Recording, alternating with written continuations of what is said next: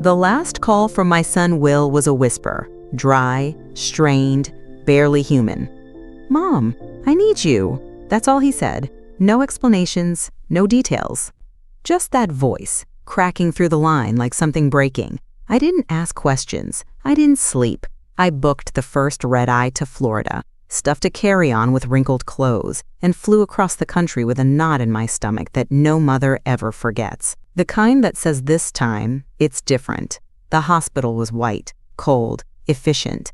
ICU, 4 letters I'd heard 1,000 times in the news, never meant to be personal. But now they were the only letters that mattered. Room 307. My son lay in that bed like a discarded rag doll. Tubes in his nose, wires on his chest, a machine breathing for him. His skin was pale and thin like old paper. I reached out to touch his hand, and it twitched under my palm. His lips moved, no sound came out. I sat down, just sat there, watched his chest rise and fall. And then my phone buzzed. A notification. Instagram, Natalie Hayes official, just posted for the first time in a while. I opened it. Reflex. Habit.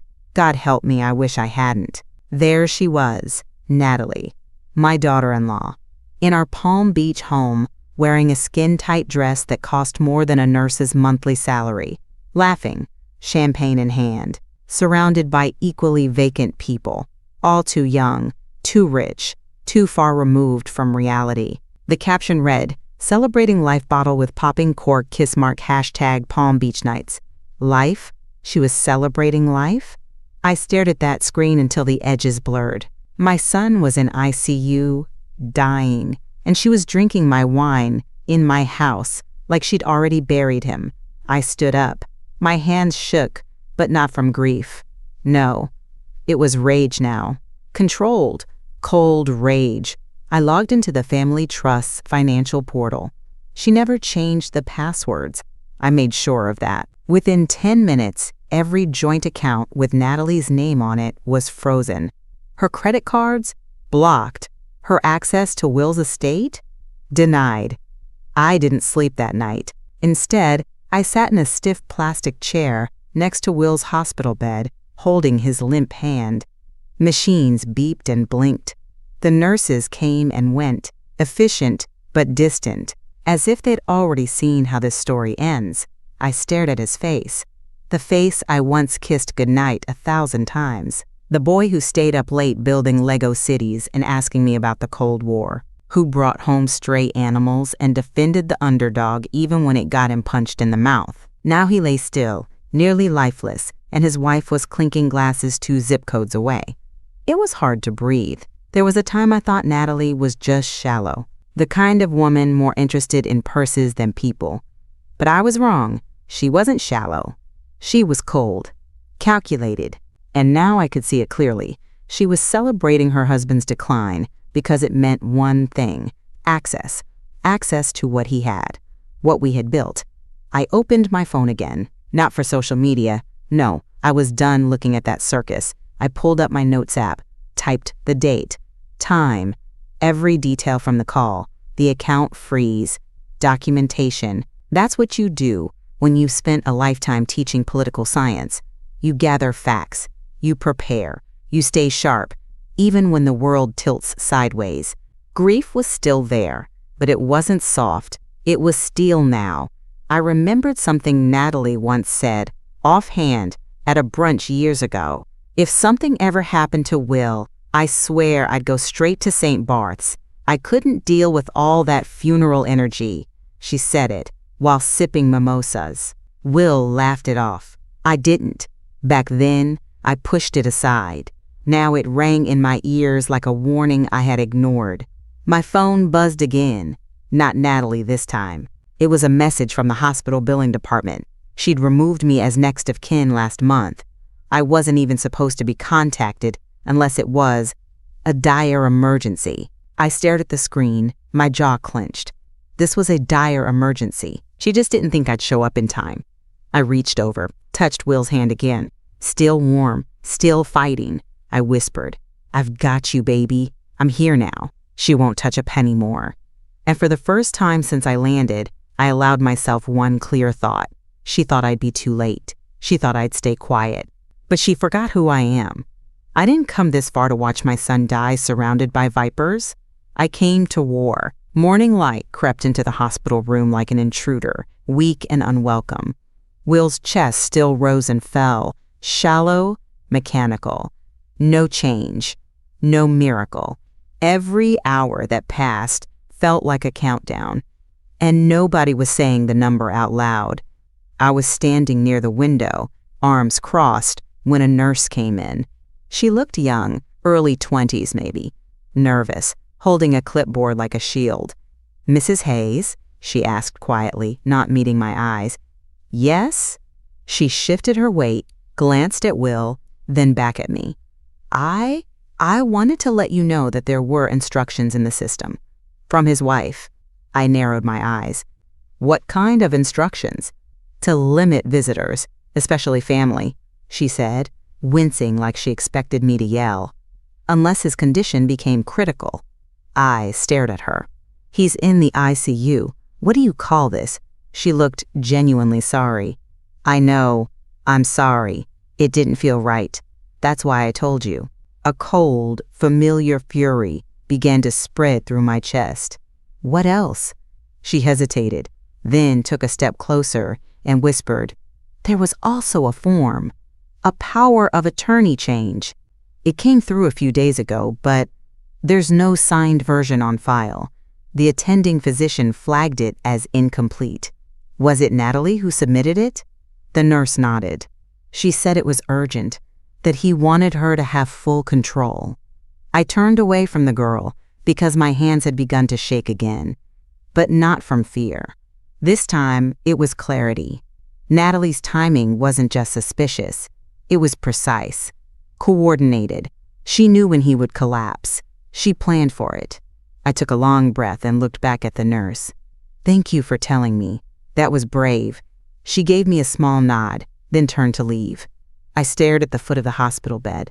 My mind wasn't fogged anymore. It was sharp, focused. This wasn't an accident. It wasn't a misunderstanding. Natalie wasn't just waiting for Will to die. She was making sure I stayed out of the way while she paved the road to his grave, and then walked right into his bank account. I moved to the small desk in the corner and pulled out my phone. I opened a secure folder, the one I kept for sensitive documents and political campaign data back when I was still consulting. Now it would serve a different purpose.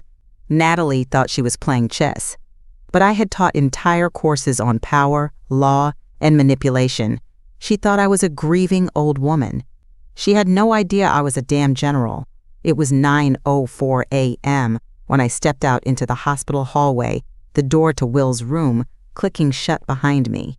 I needed air. Not fresh air, just space. Space to think. My son was dying and every second counted.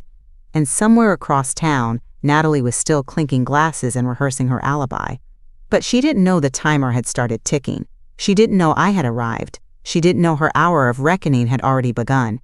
I was tapping through decades-old contact lists. Colleagues, donors, former students, now in government, finance, law.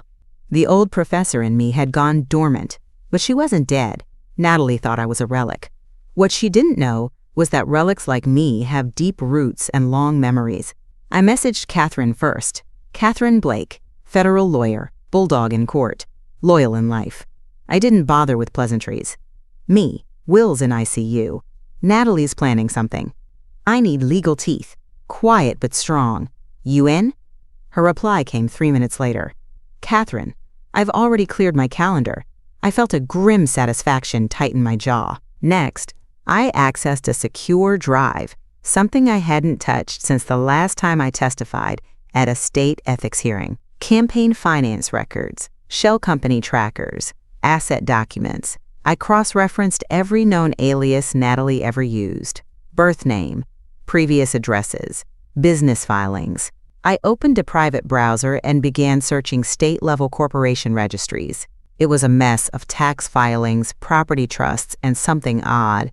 A consulting LLC filed just 3 months ago, with Will's name listed as managing partner. But the signature? Not his. I looked at my son. silent, pale, helpless, and then I looked back at the screen. No, this wasn't some paperwork mix-up. She was moving pieces, fast. I remembered something Will had told me 6 months ago. He had called about a new real estate investment. Natalie says we need it for tax purposes, he had said. I don't really get the details. He hadn't needed to. Natalie had made sure of that. I dug deeper, pulling up property tax records, transfer notices, and a paper trail that led directly to a holding company in Delaware, a well-known hiding spot for those with something to conceal. Her name wasn't on it, but her maiden name?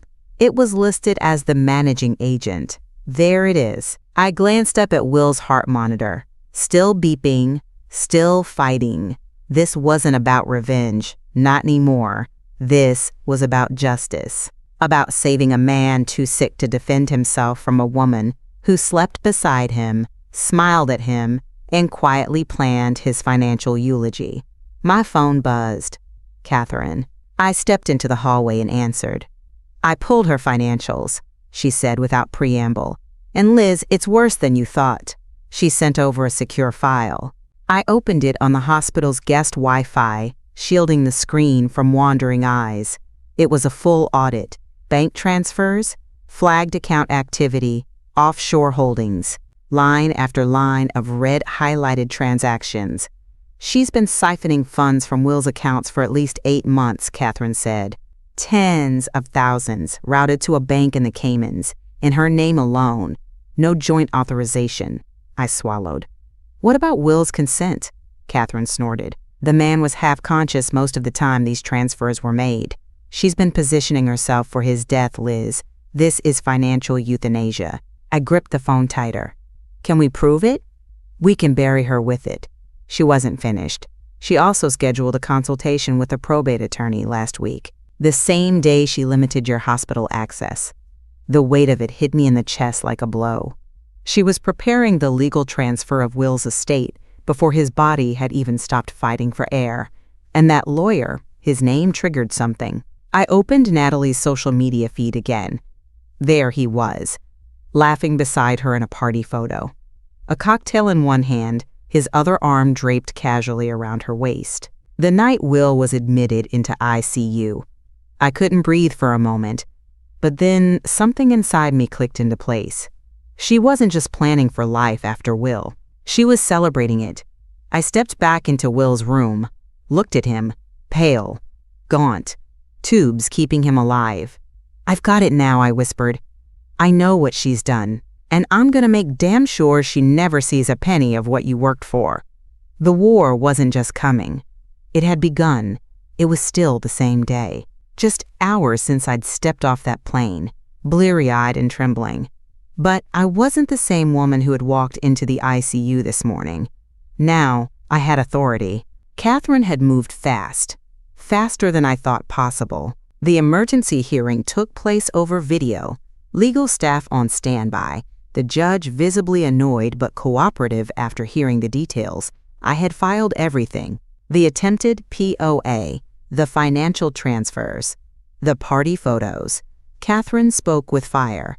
I stayed silent and let her lead. It was done in 20 minutes. I now had full power of attorney, legal, signed, stamped. At the hospital, the staff finally treated me like someone who mattered. We're sorry, Mrs. Hayes, your access should have never been restricted. I didn't gloat. I didn't need to. They copied the court order into Will's file. My name was back on his chart. I authorized a second medical opinion to be flown in by morning, on my dime. And then I made one more request. I want security on this room. No one enters unless I approve them, especially Natalie Hayes. The charge nurse raised an eyebrow. You're expecting trouble? I stared her down. No, I know it's coming. They placed a small sign on the door. Visitor access by court order only. And just like that, the room became a fortress. I sat back down in the chair by Will's bed. The lights were dimmed now. The hum of machines filled the silence, as steady as a drum beat. His hand was cold again. I warmed it between my palms. You don't have to fight alone anymore, I said softly. I'm here, and I'm not leaving. The phone in my lap buzzed. I glanced down. Natalie, incoming call. Right on time. I let it ring twice before answering. Her voice exploded through the speaker like a fire alarm. "What the hell have you done?" I didn't flinch. "Good evening, Natalie. My cards are getting declined. My PayPal's locked. My bank froze my checking account. Did you do this?" "Yes." You can't do that." "I already did." The line went quiet for half a second, as if she was trying to process the fact that someone had finally stood up to her. "You don't have the right," she hissed. "I do now. I'm Will's power of attorney, by court order, effective immediately." She went silent again. I could hear her breathing, short and fast. "You think this is about money? You think you're some hero coming in here at the last minute like you matter? You don't know what we've been through." I leaned back in the chair and looked at my son. "I know enough." There was a sharp thud on her end, like she'd slammed her hand on something. "You're going to regret this." "No, Natalie, you are. You can't keep me out. I'm his wife." And yet, here you are, screaming about your bank accounts, not asking a single thing about your husband's condition. That shut her up, just for a moment. I added, "And Natalie, don't bother coming to the hospital tonight. You'll be turned away."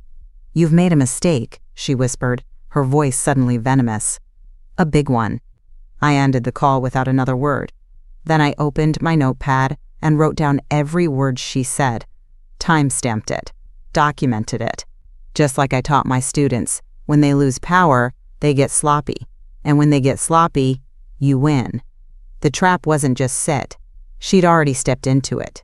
I didn't move from the chair. The clock ticked past 9:45 p.m., and still, Will lay there, unmoving, unchanged. The ventilator hissed like an old man wheezing in his sleep. His hand remained in mine, limp, fingers curled slightly inward. The door burst open. I knew it would. Natalie wasn't done. I saw her through the ICU glass, marching down the hallway like she'd rehearsed the scene in her head. Entitlement oozed from every step. This time, she wore a softer expression. Less fury, more performative grief. Crocodile tears at the ready. She paused at the nurse's station, murmured something, then pointed toward room 307, Will's room. The nurse shook her head and pointed to the sign. "Court order." Natalie's mouth thinned into a line. She turned and walked directly toward me. I met her at the doorway. I didn't move. She did not pass. "I need to see my husband," she said in a trembling voice, low and desperate, for show. "You're not going in there," I replied, equally low but without an ounce of pretense. "I'm his wife," she insisted, stepping forward. I didn't move. I didn't blink. "Not anymore. You lost that privilege the second you tried to replace his pulse with paperwork." She tried to push past me, actually tried to shove her way into that room. Her shoulder bumped mine. Deliberate, desperate. I held my ground, not physically, strategically.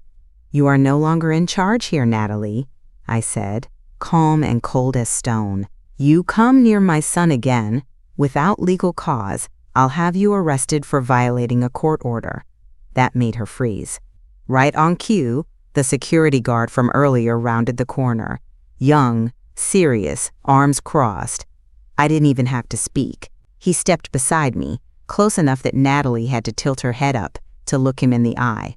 Her face cracked, just a hairline fracture, but I saw it. The mask of dignity, wifehood, victimhood, it slid sideways. She looked between me, the guard, and Will's room. Behind her perfect lashes, I saw what she was really doing, calculating, not mourning, not pleading, calculating. "What do you want from me?" she asked finally. The venom was back, buried under the performance. "Do you want me to beg?" "No," I said. "I want you to stay away from my son." She smirked, but it was all teeth now. "You can't hide behind that order forever." "I don't have to," I replied. "He's going to wake up, and when he does, he'll be the one who sends you packing." That one landed. She flinched like she'd been slapped, but her voice was smooth again when she turned to the guard.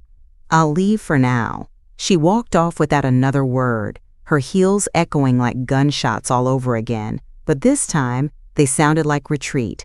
I exhaled slowly. My hands weren't shaking. Will didn't move, but I knew he was still there, still hanging on.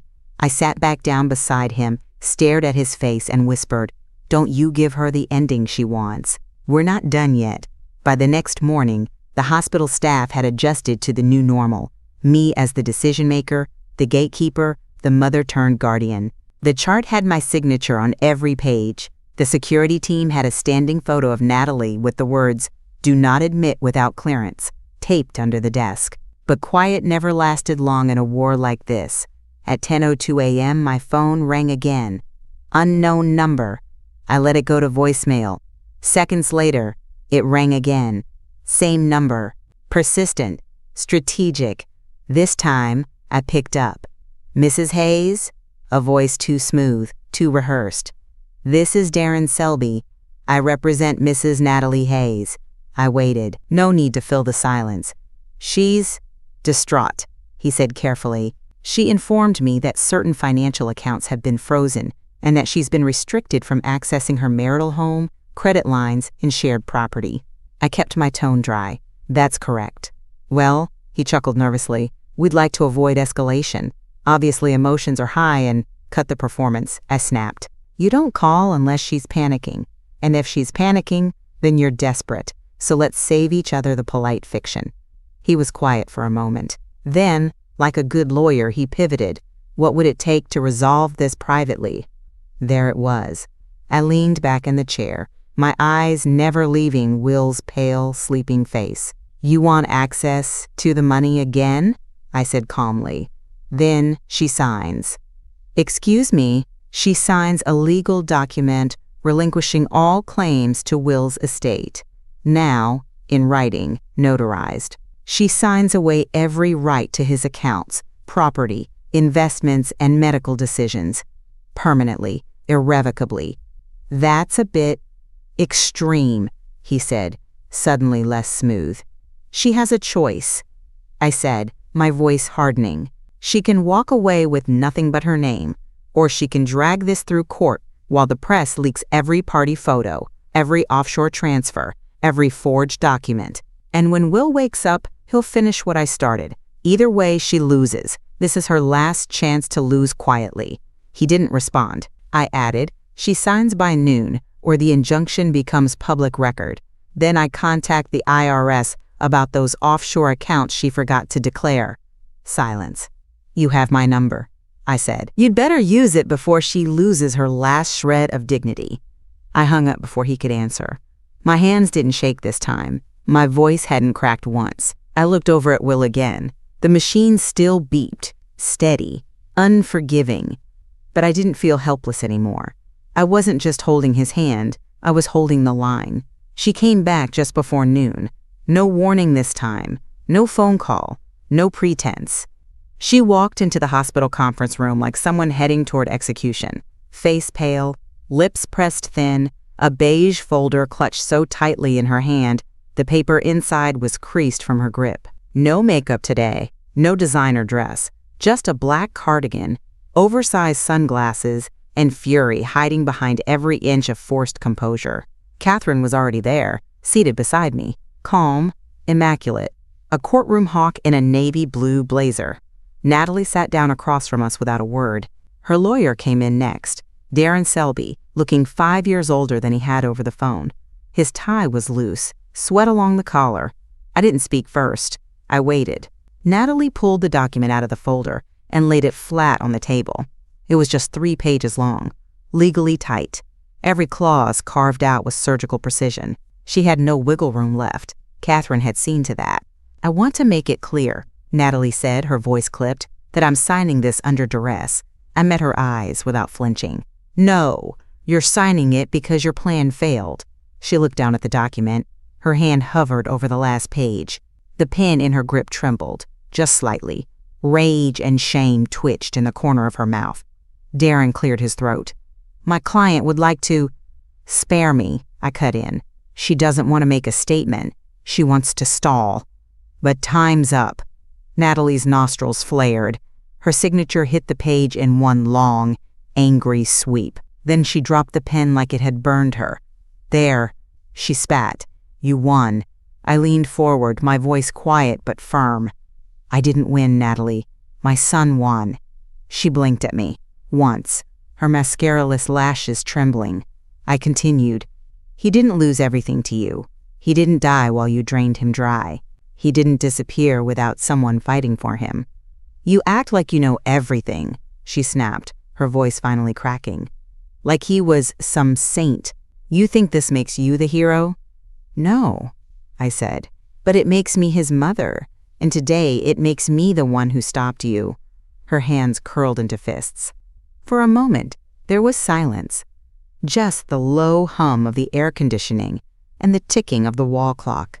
Then she stood. She looked at Catherine, then at me, and finally down at the signed document, as if it might somehow undo itself if she stared hard enough. "You think this is over?" she said, not quite loud, but loaded. Catherine stood too.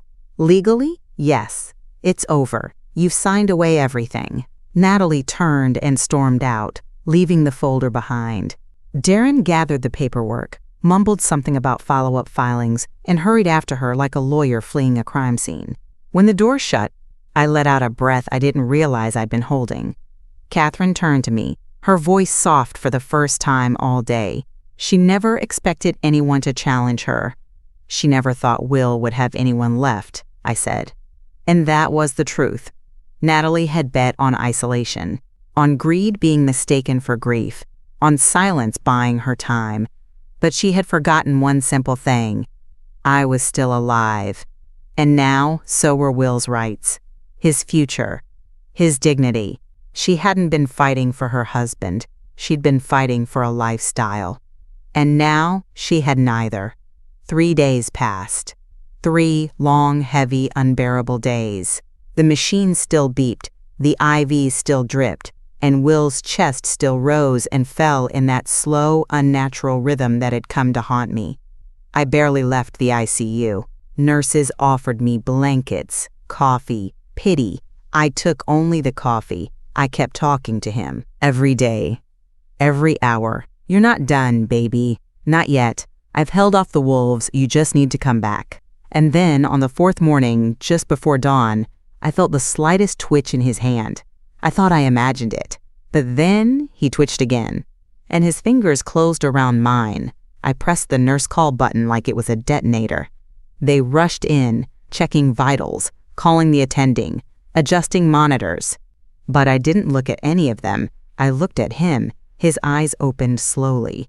Dull, tired, but focused. "Mom?" he rasped. I was already crying. I didn't even realize it until my voice caught in my throat. "I'm here," I whispered. "Right here." He looked around the room, blinking slowly, as if trying to remember what day it was. What month? What year? How long? His voice was paper thin. "Almost a week," I said gently. "You were close, Will. Too close." He didn't respond at first. Then he asked, "Natalie?" I hesitated.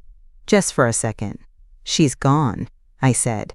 "She tried to take everything. Your money, your rights, your life." I stopped her. He stared at the ceiling for a long moment, and then he closed his eyes. Not from pain, but from confirmation. "I knew," he said finally. "I knew something was wrong." His voice didn't tremble. It didn't crack. But the sadness in it was a weight I could feel across the room. "She wasn't coming to the hospital," he whispered. "Before this, I'd ask her to take me. She'd say I was exaggerating, that I was just tired from work." He opened his eyes again, turned toward me. "She said I was being dramatic," he added. "When I passed out, she just said, 'You'll be fine,' and then she left, for a party." "I know," I said. He nodded slowly. Like each movement cost him effort, but he had to do it anyway. "I should have done something sooner," he murmured. "No," I said, squeezing his hand. "You were sick. You were vulnerable. She knew it, and she used it. That's not on you." He blinked again. "Did you really freeze her out?" I smiled faintly. "I did more than that. I buried her in paperwork, got full power of attorney. She signed it all away. She walked out with nothing. He was quiet for a long time. Then, in a voice that was clearer than before, he said, "File for divorce." I froze. Then I nodded. "I already started the paperwork," I said. He gave me the faintest ghost of a smile. "Good." And just like that, something lifted from the room. Not joy, not yet, but clarity. The fog was gone. He knew, he understood, and he was ready to take his life back. I stood and brushed his hair from his forehead like I used to when he was a boy. "You're gonna be okay," I said. "You don't have to fight her anymore." "No," he whispered. "Now, I just have to survive." And this time, I believed he would. The divorce went through in less than 3 weeks. Fast-tracked, clean, ruthless. Will signed the papers from his hospital bed, still pale and thin, but with more strength in his hands than she had ever expected him to have again. No hesitation, no second thoughts. He didn't even ask for a discussion. "I want her name off everything," he said quietly. "Every account, every house, every memory." And he got it. Catherine made sure the settlement was airtight. Natalie walked away with no claim to his assets, no stake in the trust, and not a cent of spousal support. The only thing she got to keep was her own name, and even that had lost its luster. It started small. A few women in her social club quietly removed her from the group chat. Then she was bumped off the hosting committee for a charity auction she'd co-chaired for 5 years. A friend from my old lecture series in West Palm called to tell me what she'd overheard at the country club. "They're calling her the Black Widow of Boca," she said, barely hiding the satisfaction in her voice. "Even the staff won't seat her near the front windows anymore." She tried to fight back, of course. She posted cryptic Instagram stories about betrayal and how strong women get punished for surviving, but no one commented. Her likes dropped from thousands to a scattered handful. She deleted them a day later. Will didn't celebrate any of it. He watched the news quietly from his hospital bed when a local station covered the scandal. He didn't smile, didn't gloat. When I turned the volume down, he just said, "She did this to herself." I nodded. "Yes, but it nearly killed you." "I let her get too close," he admitted. "I ignored the signs. You tried to warn me. I didn't listen.